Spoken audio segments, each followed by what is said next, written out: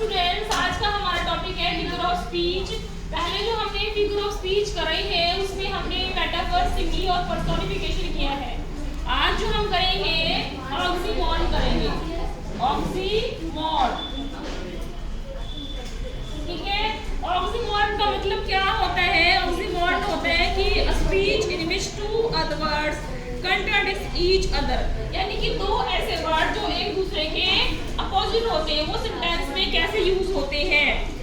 ठीक है, लिखेंगे a speech in which two words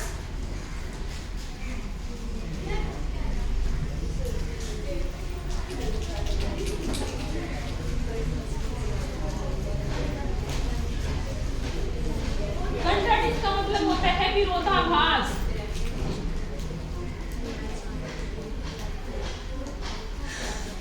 to each other,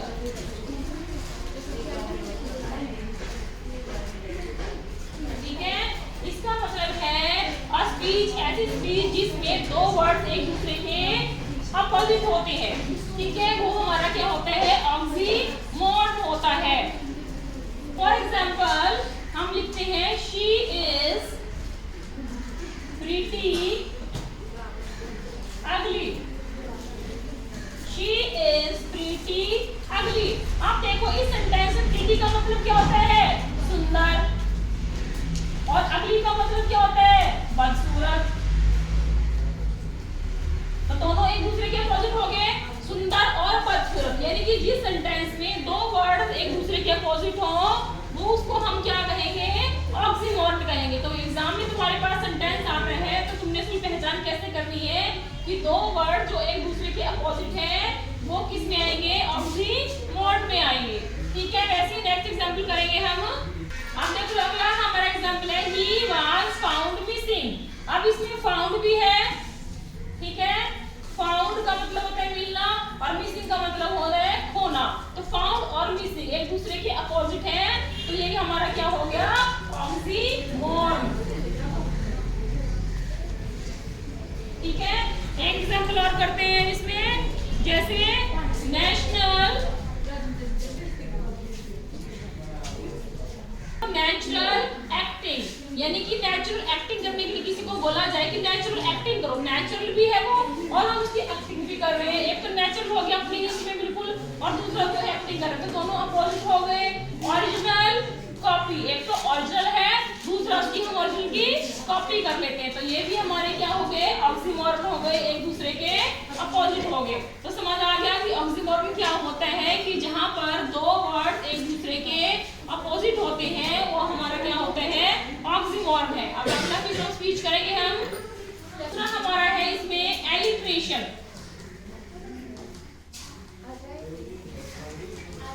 alliteration का मतलब क्या होता है कि सेम साउंड वाले वर्ड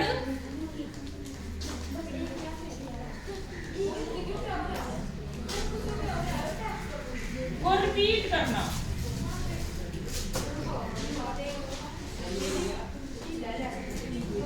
जैसे हिंदी में है, पहला अलंकार है हिंदी में जिसमें एक वर्ड बार बार रिपीट होता है, तो इंग्लिश में इसको क्या बोलते हैं? एलिट्रेशन बोलते हैं। जैसे एग्जांपल है इसका एलिट्रेशन का। अब देखो एलिट्रेशन है हमारा अगला फिगर ऑफ स्पीच। इसमें क्या होता है कि सेम साउंड वाले वर्ड को रिपीट करना होता है। इसको हम कैसे लिखेंगे? It is the repetition of series of words having the same initiate consonant sound, यानी कि जो हमारे कॉन्सोनेंट्स वर्ड होते हैं, जो व्यंजन होते हैं, उनकी जो ध्वनि होती है पहले अक्षर की, जो बार बार रिपीट होती है। ठीक है, उसमें हम क्या करते हैं? एलिट्रेशन का यूज करते हैं। It is used to produce a rhythm musical effect, यानी कि उसको जो हम यूज करते हैं म्यूजिकल रिदम लाने के लिए यूज करते हैं। अब एग्जांपल से समझेंगे। जैसे एग्जांपल है, अब देखो जो एलिट्रेशन वर्ड है हमारा, इसमें he was selling, s का यूज हुआ है, selling का, फिर यहाँ भी स का यूज हुआ है, यहाँ भी स का यूज है, यहाँ पर श का, यानी कि स और श का बार बार इसमें रिपीट हुआ है। तो ये हमारा क्या हुआ? एलिट्रेशन हुआ। एलिट्रेशन यानी कि जो बार बार रिपीट हो रही है कॉन्सोनेंट की साउंड, उसको हम क्या बोलते हैं? एलिट्रेशन बोलते हैं। इसको हिंदी में अनुप्रास बोलते हैं। अब एक एग्जांपल और करेंगे इसका। Feeling lazy he laid low in the lawns. अब इसमें किस चीज की साउंड रिपीट हो रही है? ल की, ल, लेड, लॉ, लॉन्च। उसमें ल की जो लॉ कॉन्सोनेंट है उसकी साउंड रिपीट हो रही है। जिस कॉन्सोनेंट की साउंड रिपीट होगी तो उसमें हमारा क्या काउंट होगा? Alliteration. The gentleman jumbled jubilation. ज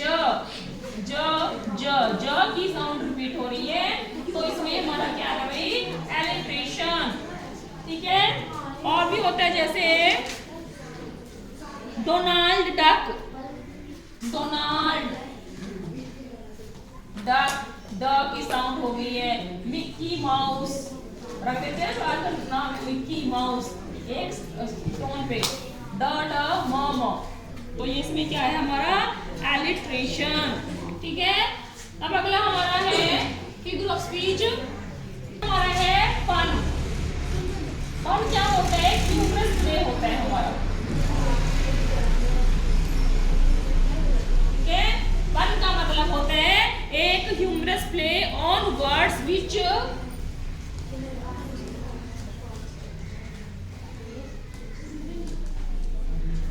and humorous play, it is a humorous play on words with multiple meanings.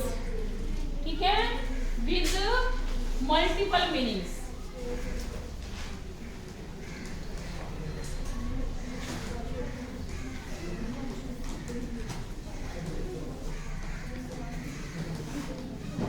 कहने का मतलब है पर हमारा क्या होता है? कोई सेंटेंस गिवन होगा तो तुम्हें इसमें फाइंड आउट करना है कि इसमें कौन सा फिगर ऑफ स्पीच है। तो हर फिगर ऑफ स्पीच की तुम्हें डेफिनेशन बताई गई है, इसके बारे में बताया गया है कि इसकी पहचान कैसे करते हैं। अब अगर पन तुम्हारे पास आता है तो पन की क्या पहचान है? एक ह्यूमरस प्ले है और जिसमें जो वर्ड्स दिए होते हैं उनकी मल्टीपल मीनिंग होती है, यानी कि एक ही वर्ड के कई मीनिंग होते हैं, एक से ज्यादा मीनिंग होते हैं। जैसे एग्जाम्पल है the horse is a stable animal. The horse is a stable animal। आप देखो ये सेंटेंस पढ़ो तो horse is a stable animal। Stable का मतलब इसमें क्या है? एक तो स्टेबल का मतलब होता है स्थिर। कौन? एक मतलब होता है इसका स्थिर, इंग्लिश में बोलते हैं कांस्टेंट। ठीक है। और दूसरा मतलब क्या होता है इसका? अस्तबल। दूसरा मतलब होता है इसका अस्तबल, यानी कि जिस वर्ड के एक से ज्यादा मीनिंग होते हैं वो हमारा किस में आएगा? पन में आएगा, जो कि एक ह्यूमरस प्ले होगा। ठीक है। तो इसमें स्टेबल के एक से ज्यादा मीनिंग है, स्थिर है, अस्तबल है। अब एक एग्जांपल और करते हैं। देखो मैंने एग्जांपल लिखा है fishes are smart. Fishes smart है because they live in a school. ये वो स्कूल में रहती हैं। अब तुम सोच रहे हो कि फिश क्या स्कूल जाती हैं? फिश स्कूल नहीं जाती, लेकिन यहाँ पर स्कूल का अलग अलग मीनिंग है, यानी कि यहाँ पर ग्रुप ऑफ फिशेस का मतलब यहाँ पर क्या है? स्कूल है, ग्रुप ऑफ फिशेस। ठीक है। उसको हम क्या बोलेंगे? स्कूल बोलेंगे। तो इसलिए यहाँ पर स्कूल का मीनिंग तो हो गया ये स्कूल, दूसरा हो गया ग्रुप ऑफ फिशेस, दूसरा है I completed all my homework. Homework के भी यहाँ दो मीनिंग है, एक तो हमारा गृह कार्य है। ठीक है। दूसरा हमारा होमवर्क कौन सा है? स्कूल का होमवर्क। तो यहाँ पर भी होमवर्क के एक से ज्यादा मीनिंग हो गए। I enjoyed the play. अब प्ले का मतलब यहाँ पर क्या होता है? भाई खेलना होता है। दूसरा यहाँ पर प्ले का मतलब क्या है? कोई मैच खेल रहे हैं। ठीक है। तो यहाँ पर प्ले का मतलब है एक तो खेलना, दूसरा कोई मैच की सेंस में हम इसको यूज कर सकते हैं। तो यहाँ पर एक से ज्यादा जिसके मीनिंग होंगे उसको हम क्या कहेंगे? पन कहेंगे। एक एग्जांपल और करते हैं इसका। जैसे एग्जांपल है you were right so I left. You were right so I left. ठीक है। अब सेंटेंस देखो you were right so I left. यहाँ पर जो राइट है इसके दो मीनिंग है। पहला राइट का मतलब क्या है? यहाँ पर सही। दूसरा क्या है? यहाँ पर दाहिना। ठीक है। You were right so I left. तुम सही थे इसलिए मैंने छोड़ दिया। ठीक है। या तुम राइट थे इसलिए भाग गया, लेफ्ट में चला गया। तो यहाँ पर भी दो मीनिंग है। जिस सेंटेंस में एक वर्ड के दो से ज्यादा मीनिंग होते हैं वो हमारा क्या होता है, पन होता है। तो ये था हमारे मेन फिगर ऑफ स्पीच। उसके बाद हम कोई नेक्स्ट टॉपिक करेंगे। Thank you.